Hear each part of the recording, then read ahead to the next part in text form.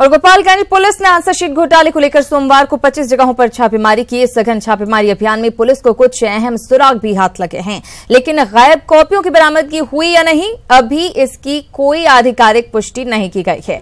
गोपालगंज के अलावा सिवान, सारण और यूपी की कई जगहों पर ताबड़तोड़ छापेमारी की गई है। आपको बता दें कि गोपालगंज आंसर शीट घोटाले की वजह से ही मैट्रिक के रिजल्ट के ऐलान में देरी की गई है।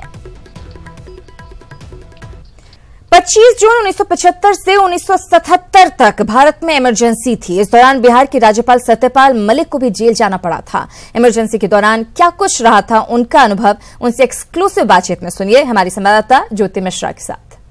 ये जानना चाहेंगे, पहली खबर जो है इमरजेंसी लग गई है, ये आपको उस वक्त कैसे ये जानकारी मिली थी? जिस दिन इमरजेंसी लगी है उस दिन शाम को एक रामलीला ग्राउंड में बड़ी जनसभा हुई थी, जिसमें जयप्रकाश जी भी थे, जिसमें जॉर्ज फर्नांडीज थे। रात को 4 बजे मुझे एक हमारे एमपी थे इरेजमो सिक्वेरा गोवा के, उनका फोन आया कि तुम इमीडिएटली घर छोड़ दो और रवि राय जी को लेके मेरे यहाँ आ जाओ। उसको कम जानते थे लोग। मैंने पूछा क्या हुआ? कल चरण सिंह गिरफ्तार हो गए हैं, फला गिरफ्तार हो गए हैं, सब नेताओं की गिरफ्तारी हो गई है, फंडामेंटल राइट खत्म हो गए हैं, अखबारों की आज़ादी खत्म हो गई है और तुम जान नहीं रहे हो क्या हुआ। खैर मैं उसके यहाँ गया, हमने चाय वाय पी।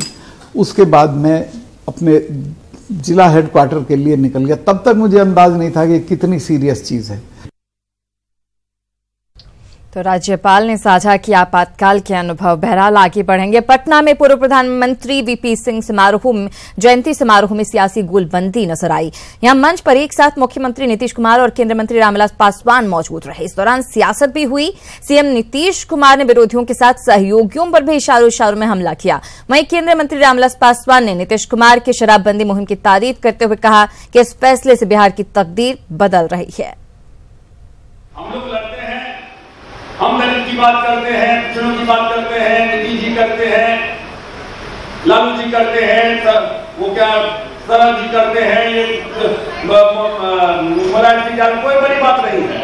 हम तो उस परिवार में पैदा ही किए हैं। हम तो काम भी नहीं करते हैं, सिर्फ नाम लेते हैं और नाम लेते हैं और नाम के नाम लेकर के है अपनी राजनीति देखते हैं। लेकिन वीपी सिंह जी ने धारा के विपरीत चुनाव को चलाने का काम किया।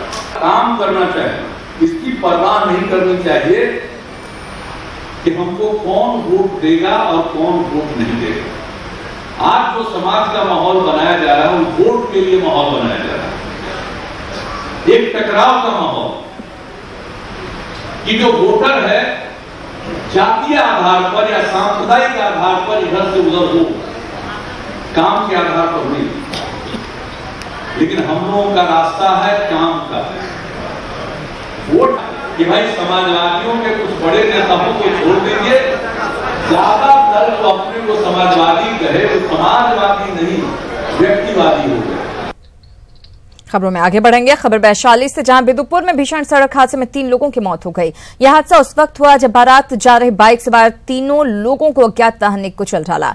बिदुपुर थाना के शीतलपुर कमालपुर चौक की यह घटना है। तीनों मृतक बिदुपुर थाना के मोहनपुर काजीपट्टी गांव के रहने वाले थे, जो इसी गांव के रहने वाले हरेंद्र राम के पुत्र धनंजय कुमार की शादी में शामिल होने के लिए हाजीपुर के जड़ुआ जा रहे थे, तभी हादसे के शिकार हो गए। मृतकों की पहचान सनोज राम, गोपाल कुमार और रमेश राम के तौर पर की गई है। घटना हुआ है, जैसे हम लोगों को सूचना मिला थाना पर, जो 3 आदमी मतलब रोड पर गिरा हुआ है, तो हम लोग वहां गए तो ऐसा लगा कि मतलब अज्ञात वाहन के ठोकर लगने से 3 आदमी का मृत्यु। तो हम लोग जैसे वहां पहुंचे तो 3 आदमी रोड पर गिरा हुआ था। अच्छे से था ये लोग, तीनों आदमी को उठा करके लेकर पीएचसी हम लोग बिदुपुर पहुंचे। बिदुपुर ले गए तो वहाँ डॉक्टर के द्वारा 3 आदमी को मृत्यु घोषित कर दिया गया। उधर मोतिहारी में भी रफ्तार का कहर देखने को मिला। यहां बस और ट्रैक्टर की आमने सामने से टक्कर हो गई, जिसमें 6 लोग जख्मी हो गए हैं। घायलों में से 2 की हालत नाजुक बताई जा रही है। घटना चिरैया थाने के परतापुर मंदिर के पास की है।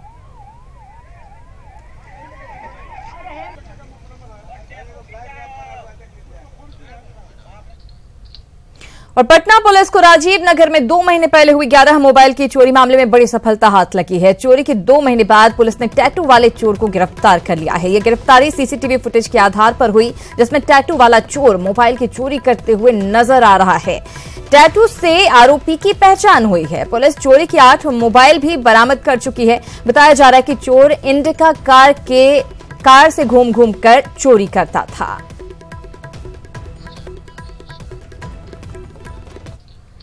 और बेगूसराय में न्यूज 18 की खबर का एक बार फिर बड़ा असर हुआ है। यहां रविवार की रात नगर थाना क्षेत्र के पोखरिया मोहल्ले में स्प्रिट पीने से 4 लोगों की मौत हो गई थी। इस खबर को हमने प्रमुखता से दिखाया था, जिसके बाद मुंगेर रेंज के डीआईजी जितेंद्र मिश्रा ने घटनास्थल पर पहुंचकर मामले की जांच की। डीआईजी ने भी पूरे घटनाक्रम पर चिंता जाहिर की और गंभीर मामले से बताया। उन्होंने साफ कहा कि खुलेआम स्प्रिट बेचने वालों को बख्शा नहीं जाएगा।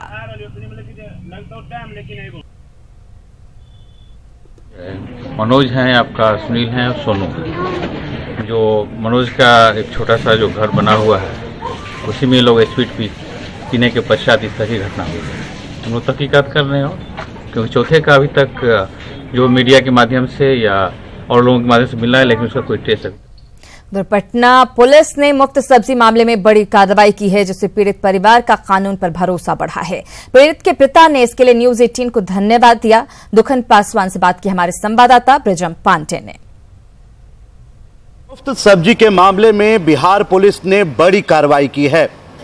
एक पूरे थाने को सस्पेंड कर दिया गया है, 2 थानाध्यक्षों को सस्पेंड किया गया है, वहीं एएसपी से सो कॉज मांगा गया है। हमारे साथ इस पूरे केस के जो पीड़ित हैं दुखन पासवान जी, वो हमारे साथ हैं और इनसे जानते हैं आपके लड़के पंकज जो माइनर थे, उनको पुलिस ने कैसे पकड़ा था? मेरा बच्चा सब्जी महात्मा गांधी नगर में सब्जी बेच करके दिनांक 19/3 को शाम 7:30 बजे जब वह अपना किराए के मकान में विश्वनाथ सिंह के मकान में बेच कर चला गया था, जाने के बाद वह बिछौना पर लेटा हुआ था। तभी अचानक पुलिस वहां जा करके उसको गिरफ्तार करके और जबरदस्ती गाड़ी में बैठा करके उसको लेकर चला गया था। इन्होंने मीडिया से गुहार लगाई थी, इन्होंने न्यूज 18 से गुहार लगाई थी कि वो इनकी मदद करें और हम लोगों ने काफ़ी प्रमुखता से इस खबर को दिखाया और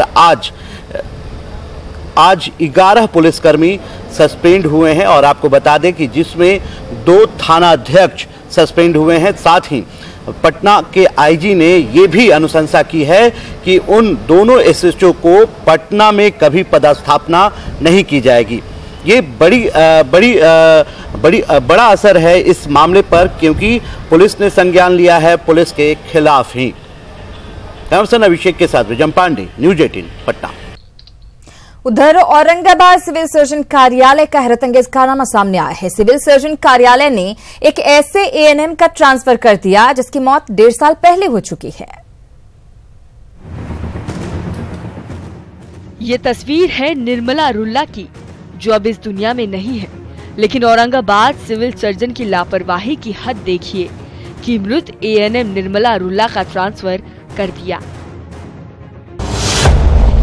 निर्मला रुल्ला की फरवरी 2017 में उस वक्त मौत हो गई जब वो रफीगंज के विशंबरपुर पीएचसी में बतौर एएनएम पदस्थापित थी। उनके परिजनों ने उसी वक्त इनकी मौत की लिखित सूचना औरंगाबाद सिविल सर्जन कार्यालय को दे दी थी। इसके बावजूद 21 जून 2018 को सिविल सर्जन कार्यालय की ओर से जारी एएनएम के तबादलों की सूची में निर्मला रुल्ला नाम शामिल कर दिया गया। जारी आदेश के अनुसार निर्मला अभी भी विशंबरपुर पीएचसी में बतौर एएनएम कार्यरत है और इनका तबादला रफीगंज प्रखंड के बड़ोखर स्थित पीएचसी में कर दिया गया है। सिविल सर्जन कार्यालय की इस करतूत की जानकारी जैसे ही कर्मचारी यूनियन को लगी, उन्होंने इसका विरोध करना शुरू कर दिया। इनको स्थानांतरण उद्योग चलाना था, इनके पास समय कम था। 21 तारीख को तो स्वयं सिविल सर्जन साहब को स्थानांतरण कर दिया गया था, तो वैसे आनन फानन में मरे हुए को भी इन्होंने स्थानांतरण कर दिया। हालांकि इस विरोध का असर लापरवाही करने वाले अधिकारियों पर होता नहीं दिख रहा। सिविल सर्जन तो मानवीय भूल बताकर अपने कर्मचारियों का बचाव तक कर दिया। मैं इस बात को जांचूंगा और इसे एक मानवीय भूल माना जा रहा है और इस पद पर जहाँ वो गए हैं, अगर ऐसा नहीं हुआ तो दूसरा एनएम का पद हम लोग करने की कोशिश करेंगे। वैसे मीडिया में खबर आते ही जिलाधिकारी ने तबादले की सूची को तत्काल रद्द करने का आदेश दिया है, लेकिन सवाल ये उठता है कि बार बार यही भूल आखिर क्यों और कैसे दोहराई जा रही है। इससे पहले भी देव में आयोजित होने वाले चैती छठ मेले के दौरान भी सिविल सर्जन कार्यालय ने इनकी ड्यूटी देव में लगा दी थी। ऐसे में ये सवाल उठना लाजमी है कि ये सिर्फ मानवीय भूल है या किसी की साजिश या फिर शरारत। संजय कुमार, न्यूज़ 18 औरंगाबाद। उधर कटिहार में स्वास्थ्य सेवा भगवान भरोसे है। यहाँ बिना रिश्वत लिए बच्चों और गर्भवती महिलाओं को नियमित टीका तक नहीं लगाया जाता। 50 रुपए देने पर एएनएम 500 रुपए की मांग करती है। एएनएम की घूसखोरी की लाइव तस्वीर न्यूज़ 18 के कैमरे में कैद हुई तो विभाग ने जांच के बाद कार्रवाई की बात कही।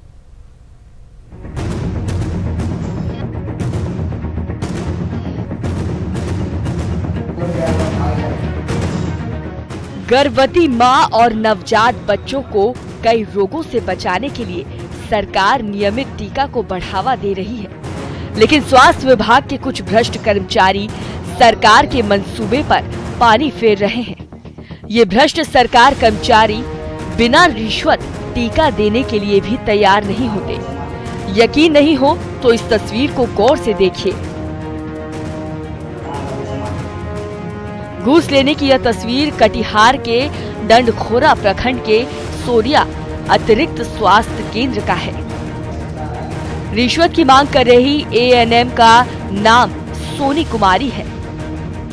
सोनी जी 50 रुपए लेने से तो सीधे मना कर देती है। उन्हें कम से कम 500 रुपए चाहिए। पैसा मांगता है सर, क्या बोला तक पैसा दीजिएगा तब बनाएंगे, न तो नहीं बनाएंगे।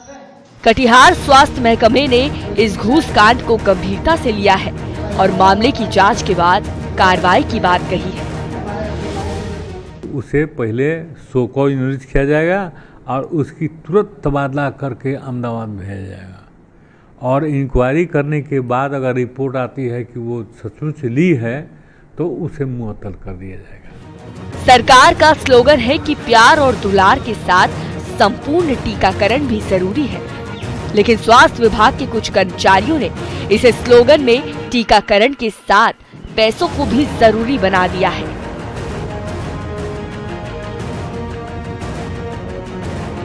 ऐसे कर्मचारियों पर सख्त कार्रवाई की जरूरत है ताकि संपूर्ण टीकाकरण अभियान सफल हो सके।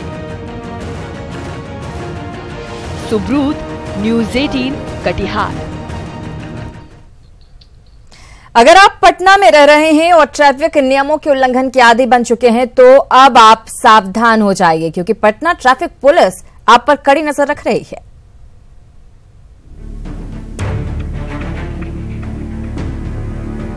इस तस्वीर को गौर से देखिए। एक बाइक पर 5-5 लोग सवार हैं। ये तस्वीर पटना के आर ब्लॉक का है। इस तस्वीर को किसी ने पटना ट्रैफिक पुलिस को टैग कर दिया। फिर क्या, पटना ट्रैफिक पुलिस ने ट्रैफिक नियमों की धज्जियां उड़ा रहे शख्स पर जुर्माना लगा दिया।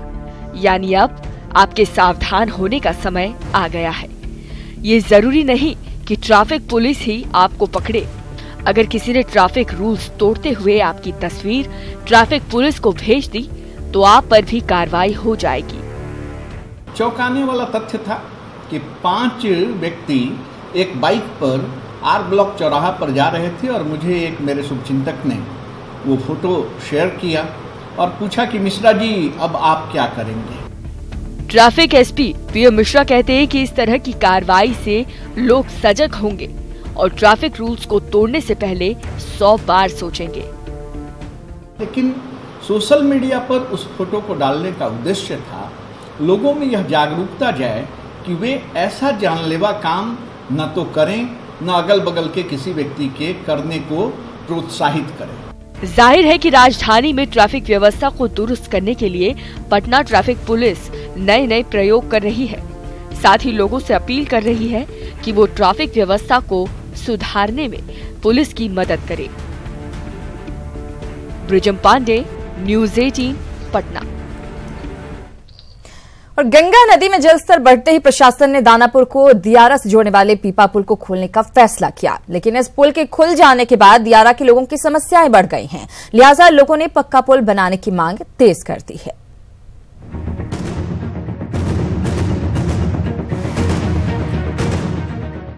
दानापुर का यह पीपा पुल दियारा और दानापुर के लिए सेतु का काम करता है, लेकिन यह पुल सिर्फ कुछ दिनों के लिए ही दियारा वासियों को राहत देता है। इसके बाद लोगों को वही नाव की खतरनाक सवारी करनी पड़ती है। पुल पथ निर्माण विभाग के आदेश के बाद 5 जुलाई को पीपा पुल खुलने वाला है। ऐसे में पीपा पुल के खुलने के बाद दियारा की 6 पंचायत की करीब 1 लाख आबादी को हर रोज खतरों से खेलना पड़ेगा। लोग नाव हादसों की बात सुनकर सिहर जाते हैं। ना चूंकि ना हॉस्पिटल है दियारा में और ना ही कोई सब मेडिकल की सुविधा है, तो जानिए कि जान जोखिम में डालकर और वहाँ आदमी रहता है। तो मरीज जब होता है तो और दिक्कत हो जाता है। रात बिहार नाव नहीं खुलता है, हो सकता है कि राहे में डेट कर देता कि बहुत बच्चा है या सियान भी डेट करता है वहाँ। पीपा पुल बनाने के लिए हर साल करोड़ों रुपए खर्च किए जाते हैं, लेकिन इससे महज कुछ महीनों तक ही लोगों को सुविधा मिल पाती है और गंगा में जलस्तर बढ़ते ही इसे खोल दिया जाता है। पीपा पुल के खुल जाने के बाद इमरजेंसी में भी लोगों को रात भर जागकर सुबह का इंतजार करना पड़ता है और नाविक उनसे मनमाने पैसे वसूलते हैं। लिहाजा लोग अब पीपा पुल की जगह एक अलग पक्का पुल बनाने की मांग कर रहे हैं। क्या सरकार से मांग करते हैं? पुल मांग रहे हैं कि हम लोग को पक्का पुल दीजिए। हम लोगों को हम लोग आंदोलन भी 2 साल पहले किए थे। पुल खुल जाने पर यही है हम निर्माण किए, मतलब कि हम लोग का पक्का पुल का निर्माण हो जाए तो बहुत अच्छी की बात है। पीपा पुल खुलने के बाद दियारा की 6 पंचायतों के लिए आफत भरा समय होता है। ऐसे में पक्का पुल की मांग जायज है। अब यह सरकार और प्रशासन पर निर्भर है कि इनकी मांगों पर सुनवाई कब होती है। अमरजीत, न्यूज़ 18, दानापुर। और महिलाओं से जुड़े अपराध पर काबू पाने और उनकी समस्याओं के निपटारे के लिए सरकार ने हर जिले में महिला थानों की स्थापना की। इसके बावजूद महिलाएं थानों के चक्कर लगाने के लिए मजबूर हैं। ऐसे में महिला थानों को सुधारने का जिम्मा उठाया है महिला आयोग ने। ये रिपोर्ट देखिए।